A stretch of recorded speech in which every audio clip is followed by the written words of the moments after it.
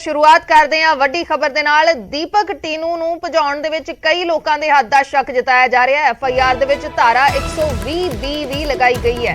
CIA in charge Pritpal Singh दे नाल कई होर लोगों की मिली भुगत इस मामले हो सकती है। FIR दे विच हालांकि जिक्र नहीं किया गया कि प्रितपाल सिंह गैंगस्टर नूं कित्थे लैके गया सी। नजायज़ हथियारां दी बरामदगी लई लिजाण दा जिक्र किया गया है कि उसनूं नजायज़ हथियारां दी बरामदगी दे लई प्रितपाल सिंह लैके गया सी, लेकिन इसका जिक्र नहीं किया गया कि कित्थे लैके गया सी। गैंगस्टर दे किन्ने मददगार ने, की होर भी मिली भुगत होरां दी हो सकती है, कि प्रितपाल सिंह दे नाल होरां दी भी मिली भुगत हो सकती है। इसनूं लैके ਵੱਡੇ सवाल खड़े हो रहे ने। FIR दे विच धारा 120B भी लगाई गई है, तो कई सारे होर इस मामले दे विच शामिल हो सकते हैं। गैंगस्टर दीपक टीनू फरार होया है ते उस तो बाद लगातार उसकी तलाश जारी है, लेकिन उसनूं भजाउण दे विच की सिर्फ प्रितपाल दा हत्थ सी, की अणगहली सी, की जानबुझ के कीता गया, की मिली भुगत सी, की कोई लालच सी, ये सब अजे तक वड्डे सवाल ने।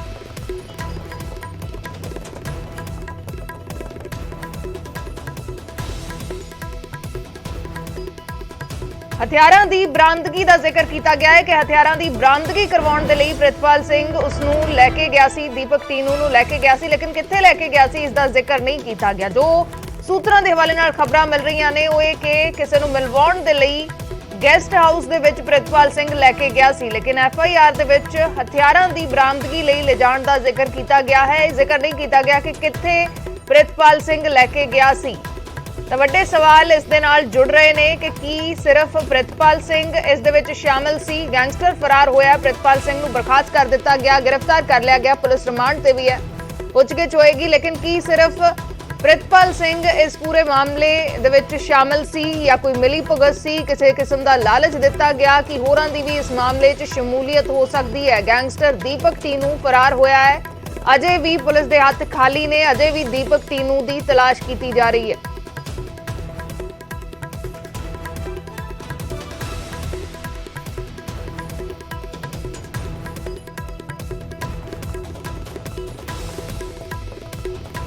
मनोज राठी साडे सहयोगी जुड़े ने। मनोज, हुण तक दी की कुछ जानकारी? FIR दे विच जिक्र नहीं कि कित्थे दीपक टीनू नूं प्रितपाल सिंह लैके गया सी, लेकिन यह जिक्र किया गया कि हथियारां दी बरामदगी दे लई उसनूं लिजाया गया सी। देखो अजदीप, इहदे विच दो तीन चीज़ां ने जिहड़ी हुण तक दी FIR दी कॉपी साडे कोल मौजूद है। FIR दी कॉपी च यह लिखिया गया है कि जिहड़ा CI इंचार्ज है उन्हें असला जिहड़ा हैगा ओह करना सीगा दीपक टीनू, लेकिन यह लिखा गया कि सिक्योरिटी गया, प्राइवेट गड्डी गया ते उहदी जिहड़ी हैगी लापरवाही रही, इस करके जिहड़ा गैंगस्टर है वह भजन च कामयाब हो गया। ये गल्लां लिखी गई है, लेकिन वो बिना सिक्योरिटी ते गया, बिना अपनी प्राइवेट गड्डी ते गया, कित्थे गया लैके, ये गल्लां दी जिहड़ी हजे तक कित्थे लैके गया, सब तो इंपॉर्टेंट ये है कि लैके कित्थे गया सी और आधी रात नूं लैके कित्थे गया सी, ये बड़ा इंपॉर्टेंट है। और सब तो बड़ी गल कि पहला ही जिहड़े सीनियर ऑफिसर ने, SSP ने और SP ने, DSP ने, वो पहले ही मना कर चुके हैं कि सानू बिल्कुल नॉलेज नहीं सी, ना सानू इन्हें दसिया कि कित्थे गए। पहली गल। दूजी ये है कि हुण कित्थे लैके गया, क्योंकि पुलिस सोर्स ही जिहड़ी जानकारी दे रहे हैं कि अपनी सरकारी कोठी च भी इनू लैके गया सीगा प्रितपाल सिंह। हुण कई सवाल इहदे विच खड़े हो रहे हैं कि आखिर ये अपनी सरकारी कोठी च भी लैके गया, उस तो बाद होटल च भी लैके गया, करना की सी? सब तो वड्डी गल है गर्लफ्रेंड नूं मिलाण वास्ते। मनोज, ये भी समझना चाहांगे, आम तौर ते जे कोई भी अपराधी है, किसी किस्म की बरामदगी कराउणी है, उसकी निशानदेही ते तां किस तरीके दे नाल इस सब नूं फॉलो किया जाता है, किस तरीके दे सुरक्षा दे इंतजाम हुंदे ने, हथकड़ियां च लिजाया जाता है, पुलिस व्हीकल च लिजाया जाता है, या किस तरीके दे नाल सब कुछ हुंदा है आम तौर ते जे असीं देखीए? क्योंकि इस मामले च जो हुण तक सामने आ रहा है कि बिना हथकड़ी दे उसनूं लिजाया गया, प्राइवेट गड्डी च लिजाया गया, होर कोई नाल नहीं सी। देखो, जब भी किसी की कोई रिकवरी करानी होवे, कोई भी लीड होंदी है पुलिस कोल, तो पुलिस पूरी जिहड़ा प्रोटोकॉल होंदा है अजदीप, ਉਹਦੇ ਵਿੱਚ सब तो पहला सीनियर ऑफिसर ਨੂੰ ਇਹਦੀ ਜਾਣਕਾਰੀ ਦਿੱਤੀ ਜਾਂਦੀ ਹੈ, ਪਹਿਲੀ ਗੱਲ। ਦੂਜਾ, ਉਹ ਪੂਰੀ ਸਿਕਿਉਰਿਟੀ 'ਚ ਲੈ ਕੇ ਜਾਇਆ ਜਾਂਦਾ ਹੈ, ਜਿੱਥੇ ਵੀ ਜਾਣਾ ਹੈ ਉਹਨੂੰ ਪੂਰੀ ਸਿਕਿਉਰਿਟੀ ਦੇ ਨਾਲ ਹੱਥਕੜੀ ਪਾ ਕੇ, ਕਿਉਂਕਿ ਉਹ ਛੋਟਾ ਮੋਟਾ अपराधी नहीं है, वो बड़ा लेवल का गैंगस्टर है, ए लेवल का गैंगस्टर है, सिद्धू मूसेवाले केस च इन्वॉल्व है, लॉरेंस बिश्नोई का खास है, काफी मामले दर्ज हैं। ये सारी चीज़ां देखी जाती है कि किस तरह किस कैटेगरी का ये गैंगस्टर है, किस कैटेगरी का अपराधी है, पहली गल।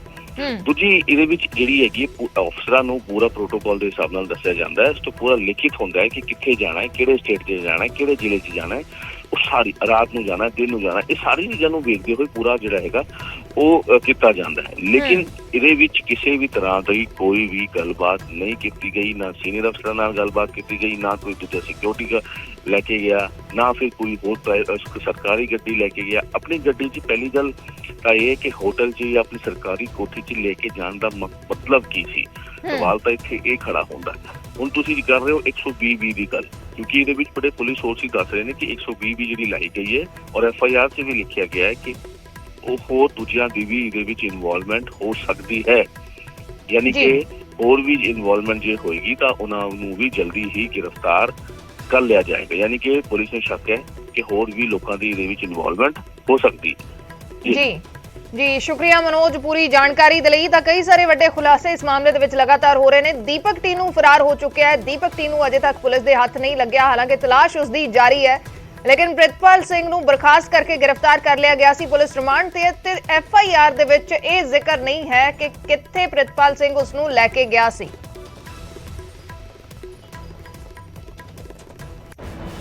दीपक टीनू पुलिस कस्टडी चों फरार हो गया तो इल्जाम मानसा CIA इंचार्ज प्रितपाल सिंह ते लगे। प्रितपाल नूं बर्खास्त करके गिरफ्तार किया गया ते हुण मानसा कोर्ट ने प्रितपाल दा 4 दिन दा पुलिस रिमांड दे दिता है। प्रितपाल दी कस्टडी चों ही गैंगस्टर दीपक टीनू फरार होया सी।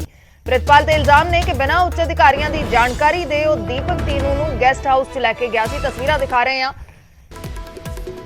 बर्खास्त CIA इंचार्ज प्रितपाल सिंह ਨੂੰ ਕੱਲ ਮਾਨਸਾ ਅਦਾਲਤ ਦੇ ਵਿੱਚ ਪੇਸ਼ ਕੀਤਾ ਗਿਆ ਤੇ ਉਸ ਦਾ 4 ਦਿਨ ਦਾ ਰਿਮਾਂਡ ਪੁਲਿਸ ਨੇ ਹਾਸਲ ਕੀਤਾ ਹੈ। ਪੁੱਛਗਿੱਛ ਹੋਏਗੀ ਕਿ ਕਿਸ ਨੂੰ ਜਾਣਕਾਰੀ ਸੀ, ਕਿਉਂ ਉਸ ਨੂੰ ਬਿਨਾਂ ਹੱਥਕੜੀ ਦੇ ਪ੍ਰਾਈਵੇਟ ਗੱਡੀ 'ਚ ਲਿਜਾਇਆ ਗਿਆ, ਕਿੱਥੇ ਲਿਜਾਇਆ ਗਿਆ, ਕਿੰਨੇ ਦਿਨਾਂ ਤੋਂ ਇਹ ਸਿਲਸਿਲਾ ਚੱਲ ਰਿਹਾ ਸੀ, ਸਭ ਨੂੰ ਲੈ ਕੇ ਪੁੱਛਗਿੱਛ ਹੋਏਗੀ। ਹੁਣ ਪ੍ਰਿਤਪਾਲ ਸਿੰਘ ਤੋਂ ਕੀ ਕਿਸੇ ਕਿਸਮ ਦਾ ਲਾਲਚ ਸੀ, ਇਸ ਸਭ ਨੂੰ ਲੈ ਕੇ ਜਾਂਚ ਹੋਏਗੀ। ਦੀਪਕ टीनू फरार हो चुका है, प्रितपाल सिंह ਦੀ ਕਸਟਡੀ 'ਚੋਂ ਫਰਾਰ ਹੋਇਆ ਹੈ। इल्जाम ने कि गेस्ट हाउस ले जाया गया सी, बिना उच्च अधिकारियों नूं दस्से, बिना हथकड़ी दे उसनूं ले जाया गया, प्राइवेट गड्डी च ले जाया गया। इकल्ले प्रितपाल सिंह उसनूं लैके गया सी ते दीपक टीनू उत्थों फरार हो गया ते अजे तक पुलिस दी गिरफ्त चों बाहर है।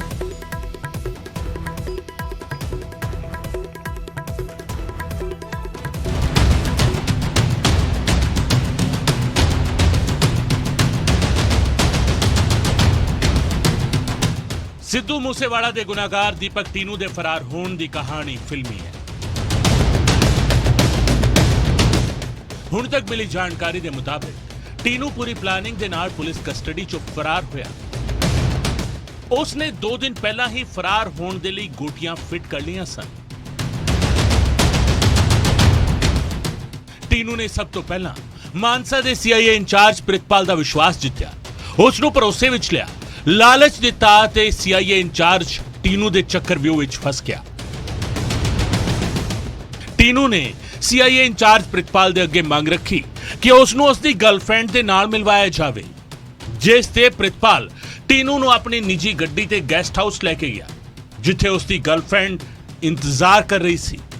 टीनू दे कोल एक फोन भी सी, जिस दे जरिए उसने अपने साथियों नूं पहला ही गेस्ट हाउस तो कुछ दूर खड़े होने दे लई कहा सी। गेस्ट हाउस दे विच दीपक टीनू ते उसदी महिला मित्र एक कमरे दे विच सन ते दूजे कमरे विच CIA इंचार्ज प्रितपाल गूढ़ी नींद सुत्ता पिया सी। मौका वेख के टीनू अपनी महिला मित्र दे नाल मौके तो फरार हो गया। टीनू 1 ते 2 अक्तूबर की दरमियानी रात नूं फरार होया।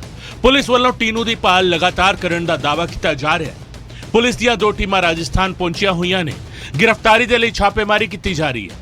शक है कि टीनू मानसा तो बाद राजस्थान दे वल भज्जिया, पर इन्ने घंटे लंघ जाने के बाद भी पुलिस के हाथ खाली ने।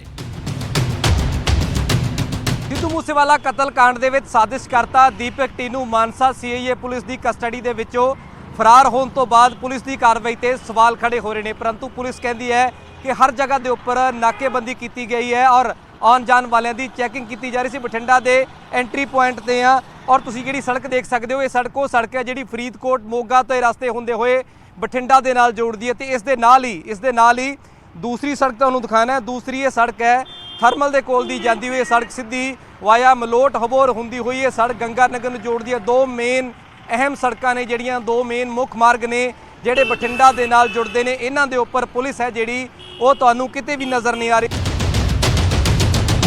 ਪੁਲਿਸ ਟੀਨੂ ਦੀ ਗ੍ਰਿਫਤਾਰੀ ਲਈ ਪੰਜਾਬ ਬਾਰਡਰ ਸੀਲ ਕਰਨ ਦੇ ਦਾਅਵੇ ਕਰ ਰਹੀ ਹੈ, ਪਰ ਨਿਊਜ਼ 18 ਦੇ ਰਿਐਲਿਟੀ ਚੈੱਕ ਦੇ ਵਿੱਚ ਇਹ ਦਾਅਵੇ ਖੋਖਲੇ ਨਜ਼ਰ ਆਏ ਨੇ।